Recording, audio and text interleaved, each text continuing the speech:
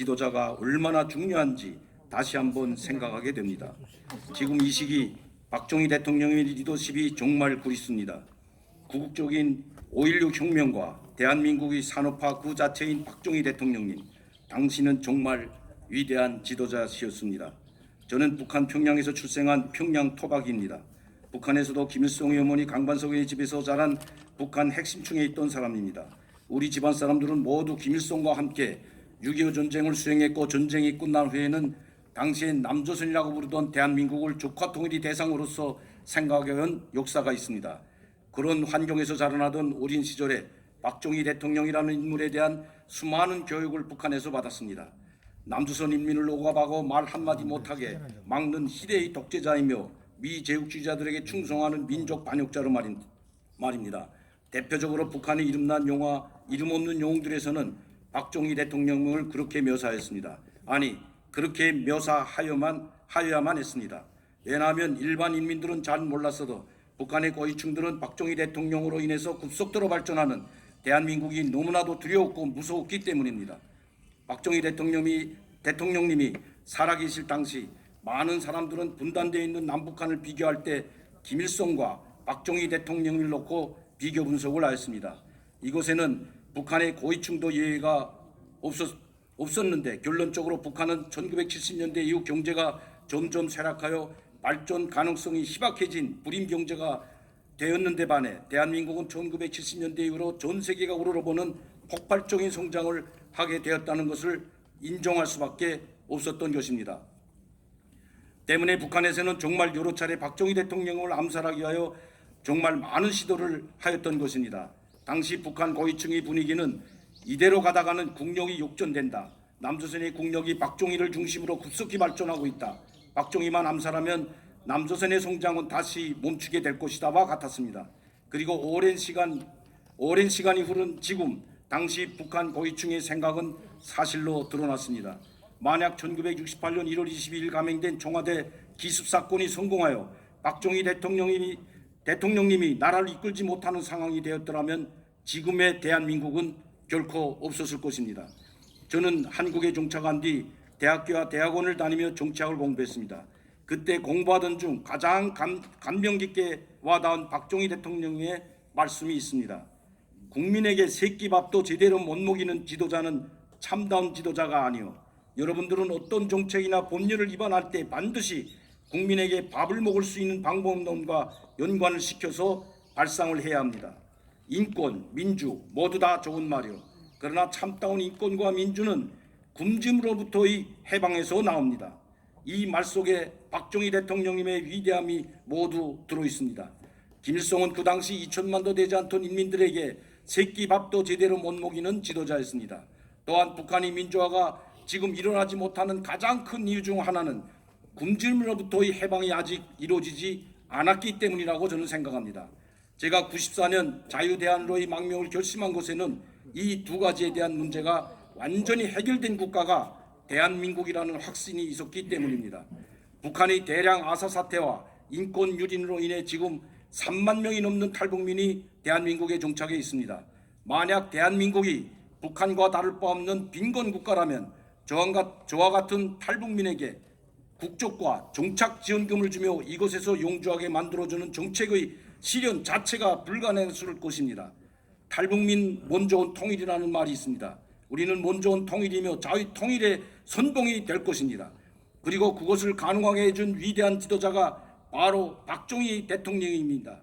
대한민국을 이렇게 발전시켜 주셔서 정말 고맙고 감사합니다. 자유 통일이 되는 그날 꼭 다시 와서 인사드리겠습니다. 2020년 10월 26일 강명도 올림. 감사합니다.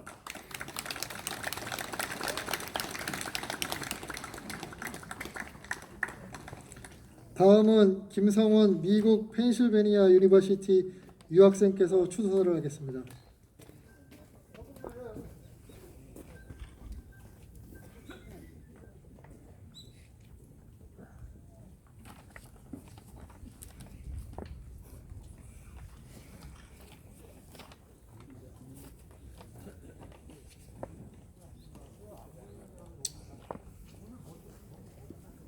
수도사 존경하는 박정희 대통령의 추도사를 맡게 되어서 영광입니다. 저는 대통령께서 서거하신 1979년으로부터 10년 뒤인 1989년에 태어났습니다. 오늘 이 자리를 빌어서 이 10년이라는 시간의 공백에도 불구하고 제가 박정희 대통령을 열렬히 존경하게 됐던 계기와 그분의 삶이 현재를 살아가는 우리에게 어떤 메시지를 던지는가에 대해서 말씀드리고자 합니다. 올해 32살이 된 저는 당연하게도 대통령의 생전 육성도 얼굴도 볼 수 없었습니다. 또한 위대한 박정희 대통령님의 위대한 업적이 성취되는 과정도 체험할 수 없었습니다. 또한 다른 청년 세대가 그렇듯이 편향적인 공교육의 영향으로 인해서 제 세계관에는 박정희 대통령의 삶, 인격, 업적 그리고 그 시대의 진짜 주역들에 대한 공백이 존재했었습니다. 뿐만 아니라 학교 교육을 통해서 자연스럽게 저에게 형성된 박정희 대통령에 대한 단상은 군복과 선글라스를 낀 채 차갑고 권위적인 모습으로 약자와 법위 위에 군림했던 독재자가 되어 있었습니다. 여기에 제 지적인 게으름이 더해지면서 저는 이 위대한 영웅을 30년 가까이 알지 못했습니다. 하지만 저는 운이 좋게도 역사의 진실을 통해서 박정희 대통령의 삶, 업적 그리고 인격을 배우고 간접적으로 경험할 수 있었습니다. 제가 이 역사의 진실을 통해서 알게 된 박정희 대통령은 독재자가 아니라 살아있는 모든 생명을 사람했던 사람이었습니다. 또한 그는 권위주의 리더십이 아니라 언제나 약자와 서민들을 가까이 했던 탈권위적인 지도자였으며 시대를 꿰뚫는 통찰을 가진 분이었으며 포기를 몰랐던 불굴의 정신의 소유자요 어떤 강대국 지도자 앞에서도 당당했던 대한민국이 낳은 불세출의 영웅이요 자랑스러운 지도자요 우리 청년들이 따라야 할 롤모델임을 알게 됐습니다. 박정희 대통령을 공부한 뒤로 저는 경랑 같은 대한민국의 역사를 온몸으로 부딪히며 헤쳐나간 박정희 대통령님을 온 마음 다해서 존경할 수밖에 없게 되었습니다.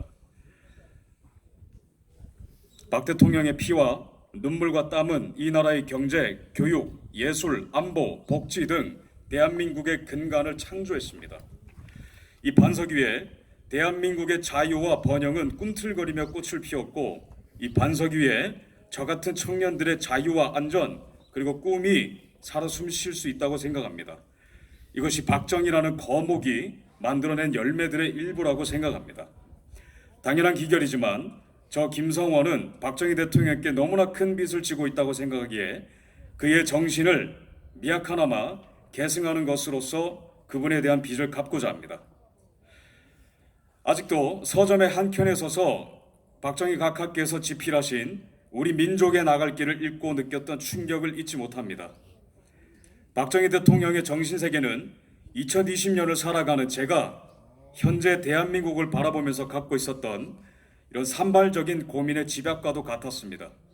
이러한 정신적인 동질감에 사로잡힌 저는 대통령 이전에 인간 박정희를 들여다보게 됐습니다. 우리 민족의 나갈 길 이 책의 한 단어, 한 문장 한 문장에는 아프리카보다 못 사는 이 나라 이 민족의 가난, 게으름, 서름 그리고 아픔에 대한 한 사나이의 통렬한 고찰이 있었으며 더 나아가 조선 500년 역사의 병폐에 대한 한 사나이의 거룩하면서 절제된 분노가 서려 있었습니다. 하지만 대통령께서는 한탄과 분노에서 멈추지 않았습니다. 당신께서는 외면할 수 없는 이 민족의 시대적 사면을 맨눈으로 바라보았고 이 맨눈에는 한 남자의 기계와 순수한 열정이 불꽃처럼 타오르고 있었습니다. 대통령께서는 이 모든 회한과 분노를 당신의 한 몸을 산화시킴으로써 대한민국의 번영과 승리와 성취로 승화시켰습니다. 제가 좋아하는 박 대통령의 명언 중 하나는 중단하는 자는 승리하지 못한다입니다. 박 대통령의 이러한 집념과 헌신은 1인당 국민소득이 82달러밖에 안 됐던 이 가난한 나라를 기아에 허덕이던 이 나라를 현재는 GDP 12위의 국가로 성장시켰습니다. 다들 잘 아시는 대로 박정희 대통령 집권 당시에 대한민국 1인당 소득은 우간다, 방글라데시, 에티오피아, 토고, 파키스탄과 비슷한 수준이었습니다. 이 가난하고 헐벗었던 나라가 이제는 전 세계 개발국들의 롤모델이 되었습니다. 또한 이들에게 코리안 드림을 선사하는 존재가 되었습니다. 누구의 동정도 받지 못한 채 역사의 뒤안길로 사라진 조선의 뒷모습이 무색해질 만큼 대한민국 마치 미국의 별명 언덕 위의 도성처럼 높이 비상하게 되었습니다. 하지만 이 나라는 다시 한번 당신 같은 지도자를 필요로 하는 상태가 되었습니다. 그러한 시대를 맞이했습니다. 왜냐하면 자신들의 권력 유지와 가짜 평화 앞에 전 국민의 생명을 담보로 잡는 자들이 이 나라의 근간을 흔들고 있기 때문입니다. 이 세력은 자국민의 죽음을 가짜 평화를 위한 밑거름으로 생각하며 이 나라의 국부를 해체하고 있으며 대한민국 안보의 근간이 되는 한미동맹의 파기를 위해 전진하고 있으며 또한 이 나라의 자랑스러운 역사의 발자취를 모조리 삭제하려고 동분서주 뛰고 있습니다. 하지만 진짜 위기는 이러한 총체적 위기를 위기로 인식하지 못하고 있는 국민들이 여전히 다수라는 현실일 것입니다. 그렇지만 이 모든 위기는 박정희 대통령께서 이 나라를 이끄실 때 마주했었던 위기의 연장선상에 있는 것이요, 당신께서 이미 싸워서 이기신 문제들입니다. 그러므로 우리는 이 나라 전체에 박정희 정신의 부활을 필요로 합니다. 첫째로 우리는 박정희 대통령의 독립자존 정신을 계승해야 합니다. 이승만 대통령과 마찬가지로 박정희 대통령의 평생의 고민은 독립이었습니다. 박정희 대통령은 우리 민족의 나아갈 길에서 다음과 같이 말씀하셨습니다. 우리는 개인으로서 정부나 그 밖에 다른 어떤 힘이 스스로를 다스리기를 바라지 말고 스스로 다스려야 할 것이다. 참된 자유란 자기가 자기를 다스리는 데서만 이룩되는 것이다. 박정희 대통령은 이 자유를 외세로부터의 독립, 타인을 향한 의존으로부터의 독립, 가난으로부터의 독립과 연결시켰다고 생각합니다만, 오늘 이 순간에 특별히 저는 박정희 대통령의 이러한 독립 주장을 노예 근성에 대한 분노로 연결하고 싶습니다. 박정희 대통령의 독립 자존이란 존엄한 개인이 자존감을 갖고 누구에게도 의지하지 않고 스스로의 길을 개척하고 또한 이웃을 돕고 세상을 이롭게 하는 것, 더 나아가 시대의 부름에 응답하는 것이라고 생각합니다. 하지만 지금 대한민국은 어떤 나라가 되었습니까? 소위 말하는 정부를 마치 아버지처럼 생각하고 국가에게 행복 추구권을 기대하는 의존 정신이 가득한 나라로 변모하게 되었습니다. 내 취업, 내 연봉, 내 행복, 내 가정, 내 육아, 내 안전, 이 모든 것들이 국가에 귀속되어 가고 있습니다. 국민들의 책임은 온데간데없고 권리 주장만이 가득한 사회가 되었습니다. 최근 한 기사에 따르면 의원 한 명당 법안 발의하는 숫자가 미국의 2배요, 일본과 독일의 80배입니다. 온 국민을 범죄자로 만드는 법안이 수도 없이 쏟아지며 온 국민의 소원을 들어주기 위해서 우리가 알지도 못하는 법안들이 수도 없이 쏟아지고 있습니다. 이제는 이 의존 정신을 끊어내야 할 때입니다. 이제는 박정희 대통령의 정신을 본받아 치열하게 내 삶을 일구고 목표를 성취하고 스스로 내 문제를 해결하는 위대한 박정희 정신이 이 대한민국을 충만하게 채울 때라고 생각합니다.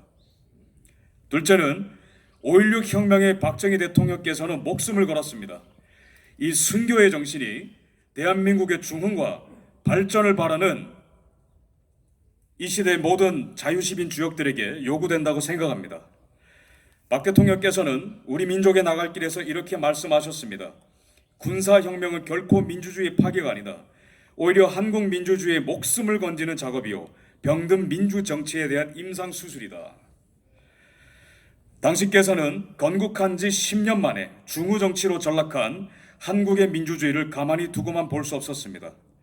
그 중후정치가 만들어낸 리더십의 부재와 혼란 속에서 대한민국은 죽어가고 있었습니다. 하지만 그때 박 대통령께서는 목숨을 걸고 그 죽어가던 민주주의에 수술칼을 들이대셨습니다. 그렇게 당신께서는 조국의 근대화를 이루셨고 산업, 교육, 복지, 안보 등 민주주의의 모든 기초를 놓는데 앞장서셨습니다. 이후 대한민국은 40년간 자유와 평화를 누렸지만 다시 이 한반도 위에 한반도를 오랫동안 괴롭혀온 이 노예의 어두운 그림자가 드리웠습니다. 이 어두운 그림자를 걷어내지 못하면 다시 한번 이 나라는 노예의 길을 걷게 될 것입니다. 박정희 대통령 서거 후 41주년을 맞는 올해에 우리는 다시 한번 노예냐 자유인이냐를 선택해야 할 운명의 갈림길에 섰습니다. 하지만 우리가 당황하거나 겁먹지 않을 수 있는 이유는, 오히려 당당하고 용맹하게 싸울 수 있는 이유는 이미 이 전쟁을 싸워서 승리하신 박정희 대통령께서 우리 앞에 서 계시기 때문입니다. 41년 전 이날 당신께서 흩뿌리신 이 위대한 정신의 조각들이 여전히 살아 숨쉬고 있음을 굳게 믿습니다. 이 정신이 계승되는 한 우리는 승리하고 또 승리하게 될 것임을 굳게 믿습니다. 6.25 전쟁을 방불케 하는 이 정신의 전쟁의 대립이 그 어느 때보다 격화되고 있는 지금 이때에 박정희 대통령의 염원처럼 이승만 대통령께서 1954년 미국 상하원 합동연설에서 말씀하신 것처럼 이 인류가 우리의 이 결정을 기다리고 있습니다. 자유를 갈망하는 우리의 결정을 기다리고 있습니다. 대한민국의 결정을 기다리고 있습니다. 우리의 각성을 기다리고 있습니다.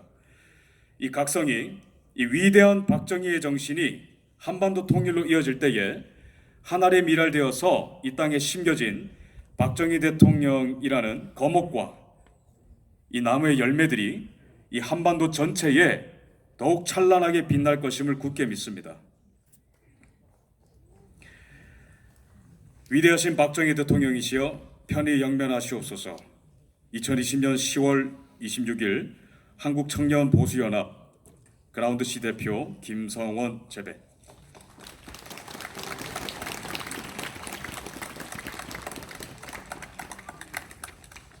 다음은 박정희 대통령 기념재단 이종찬 교육홍보실장님께서 국민교육 헌장을 낭독하겠습니다.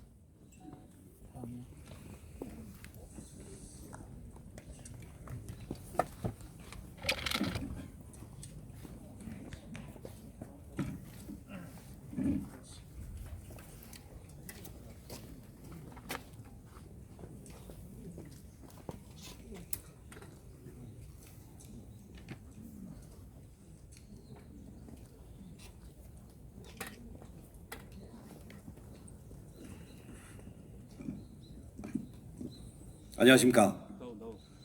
우리 모두 다시 한번 굳게 단결하여 성공과 영광의 위대한 역사를 재현할 수 있기를 간절히 염원하면서 헌장을 낭독 소개해 드리도록 하겠습니다.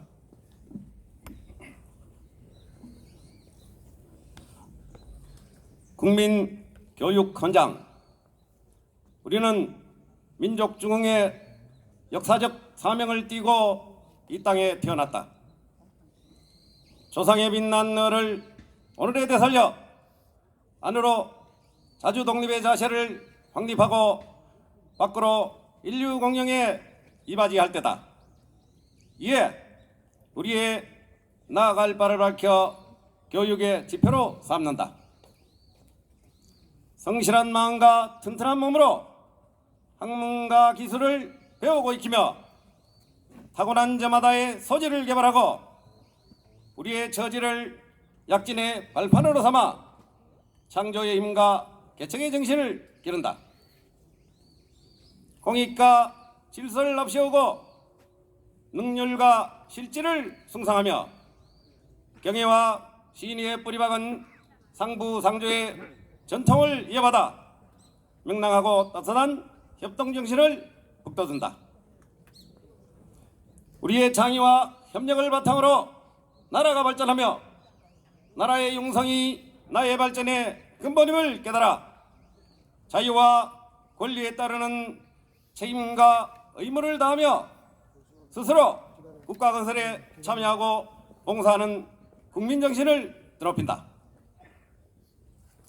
반공 민주정신에 투철한 애국애족이 우리의 삶의 길이며 자유세계의 이상을 실현하는 기반이다. 길이 후손에 물려줄 영광된 통일조국의 내일을 내다보며 신념과 긍지를 지닌 근면한 국민으로서 민족의 슬기를 모아 줄기찬 노력으로 새 역사를 창조하자. 1968년 12월 5일 대통령 박정희. 감사합니다. 이어서 불교방송국 합창단이 국방부 군악대대의 반주로 추도가 고 박정희 대통령 영전회를 합창하겠습니다.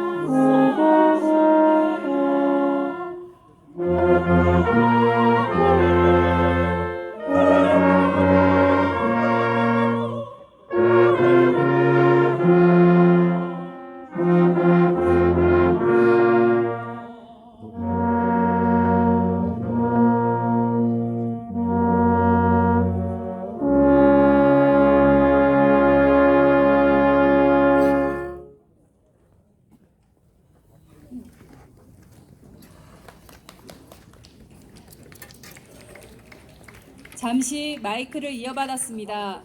저는 박정희 대통령 기념재단 교육홍보실에서 근무하고 있는 원윤희 팀장입니다. 박정희 대통령님의 애창곡 연주가 있겠습니다.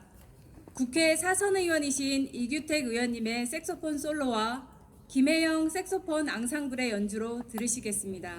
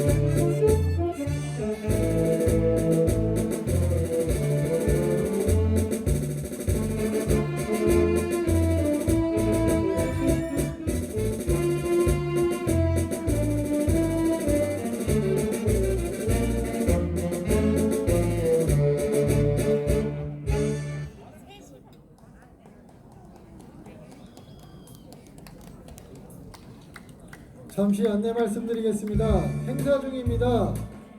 자리에 앉아주시기 바랍니다.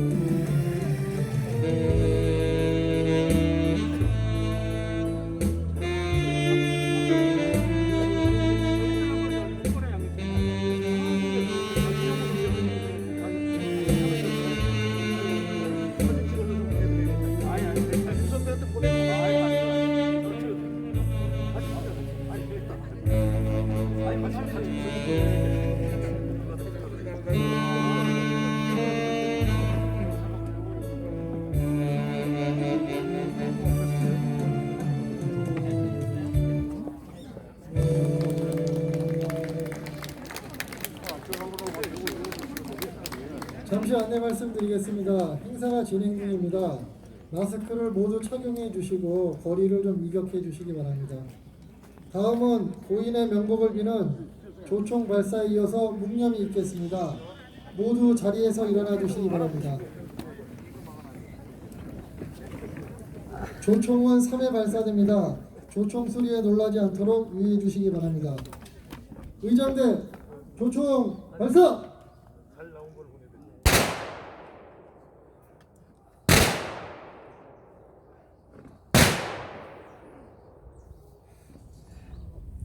일동 묵념.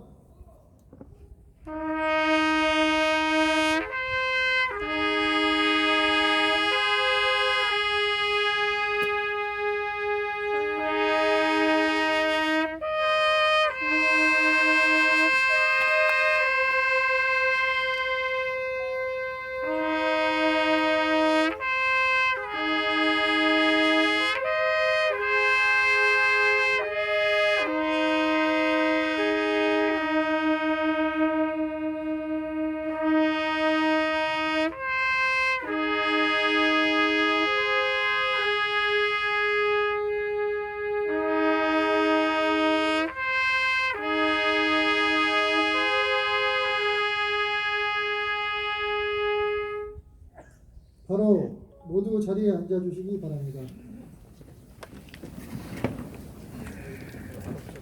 다음은 유가족 인사가 있겠습니다. 유가족을 대표해서 차녀이신 박근영 여사님께서 인사드리겠습니다.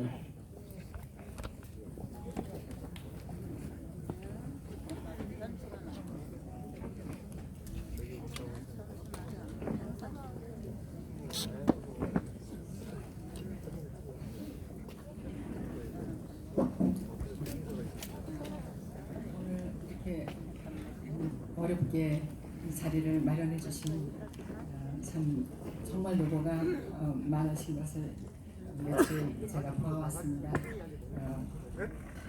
거의 50여 분 내지 100분 정도만 모실 수 있는 자리를 이렇게까지 많이 확보하시기 위해서 정 회장님께서 정말 많이 노고가 많으셨던 거에 대해서 다시 한번 심심한 감사를 드립니다.